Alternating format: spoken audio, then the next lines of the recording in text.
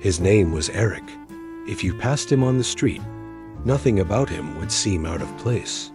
He carried himself well, held a steady job, and treated people with respect. If you asked those around him, they'd likely say he was doing just fine.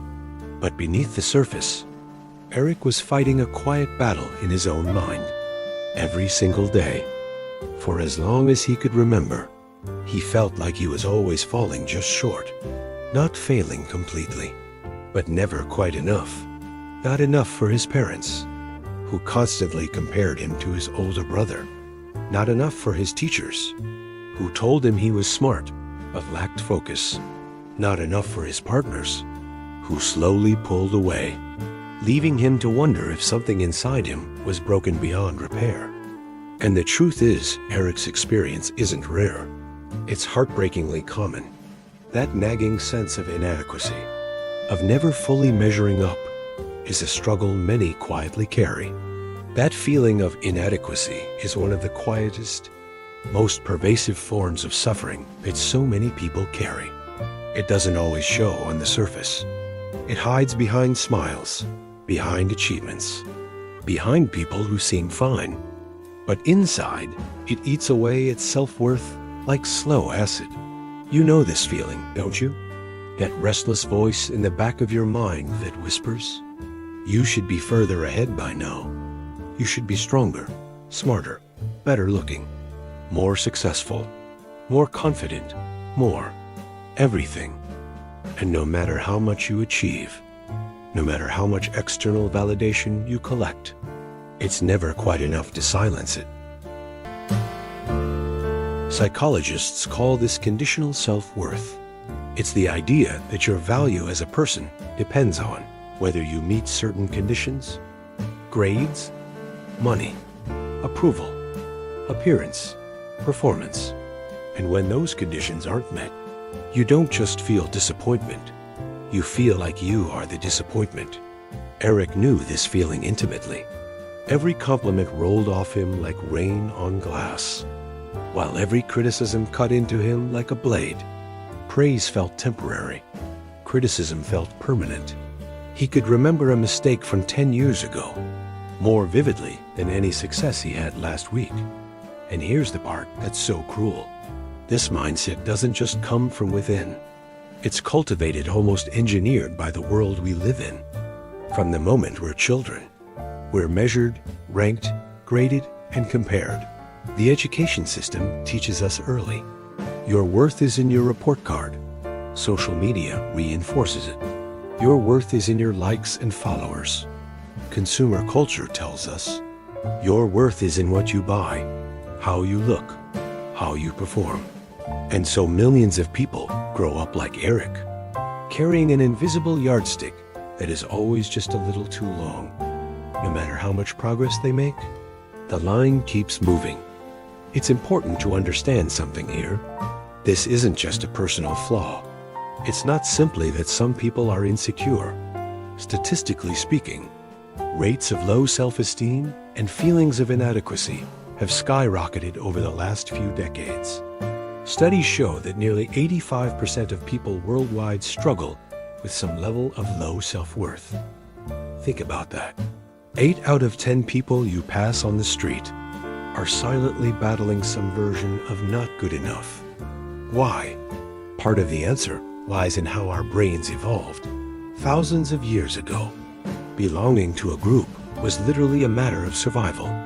If you were rejected, if you weren't enough to contribute, your chances of survival dropped dramatically. So, the human brain developed a hypersensitivity to rejection, comparison, and failure. That wiring is still with us today.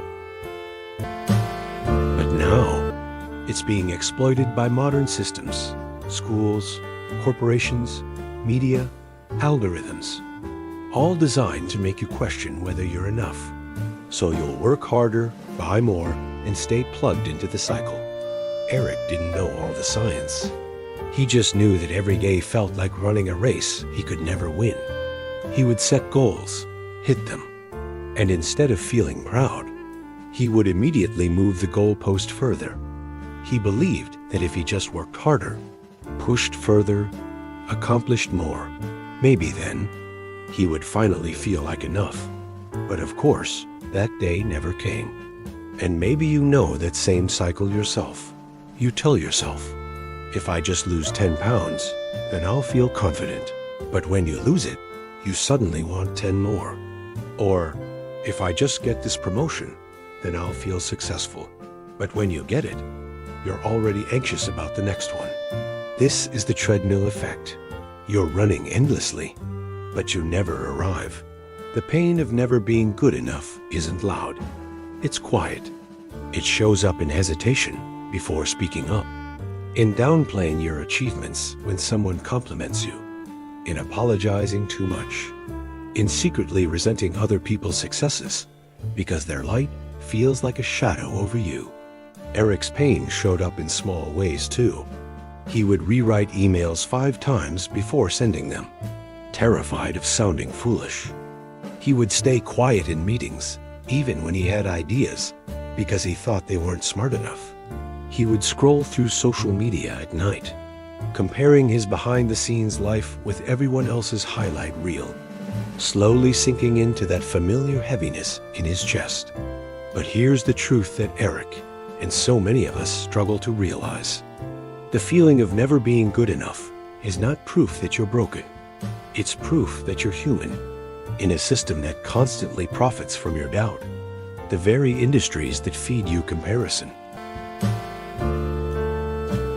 are the same ones selling you the products to fix it. It's not an accident. It's by design. Now, I want to pause here and make something clear. I'm not saying personal responsibility doesn't matter. Of course, we should strive to grow, to improve, to become better versions of ourselves. Growth is beautiful. Effort is meaningful. But there's a difference between striving from a place of self-love and striving from a place of self-loathing. The first expands you, the second empties you.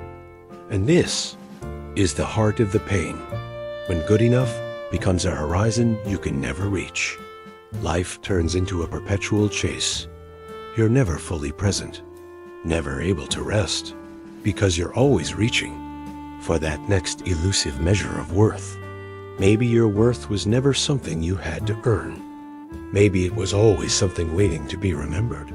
And when you catch even the smallest glimpse of that truth, the pain begins to ease, the endless chasing starts to slow, and life with all its flaws and beauty starts to feel a little more like home. Because in the end, you are not defined by your successes or your mistakes. You are not the comparisons, the scores, or the measures. You are something much deeper, much older, and far more valuable than any of those could ever reflect. You are enough. You always were.